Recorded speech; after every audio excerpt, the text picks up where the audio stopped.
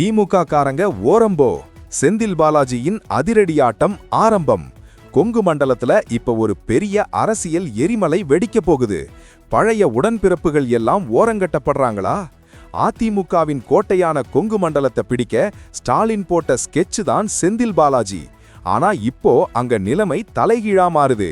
வெளியான உத்தேச வேட்பாளர் பட்டியலை பார்த்தா ரத்தம் சிந்தி உழைச்ச திமுக தொண்டர்கள் எல்லாம் அதிர்ச்சியில இருக்காங்க. ஏன்னா லிஸ்ட்ல இருக்கிறவங்க எல்லாம் நேத்து வந்தவங்க. தோப்பு வெங்கடாசலம், தளபதி முருகேசன், சிந்து ரவிச்சந்திரன்னு எல்லாரும் மாற்று கட்சியிலிருந்து வந்தவங்க. இவங்களுக்கா இப்போ சிவப்பு கம்பள வரவேற்பு. கோவை, ஈரோடு, பெருந்துறை, கோபின்னு கொங்கு பெல்ட் முழுக்க இப்போ உடன்பிறப்புகள் மத்தியில பலத்த அதிருப்தி கிளம்பியிருக்கு. கட்சி கஷ்டத்துல இருந்தப்போ கொடி பிடிச்சவங்களுக்கு மரியாதை இல்லையா? நேத்து வந்தவங்களுக்கு சீட்டானு சீனியர் நிர்வாகிகள் கொந்தளிக்கிறாங்க.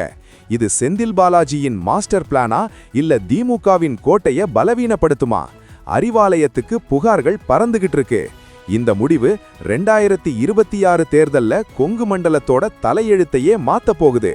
பழைய விசுவாசிகள் பக்கம் தலைவருடைய பார்வை திரும்புமான்னு பொறுத்திருந்துதான் பார்க்கணும். மாற்று கட்சியிலிருந்து வந்தவங்களுக்கு சீட்டு கொடுக்கிறது சரியா? உங்க கருத்தை கமெண்ட்ல சொல்லுங்க. மறக்காம லைக் பண்ணிட்டு சப்ஸ்கிரைப் பண்ணுங்க.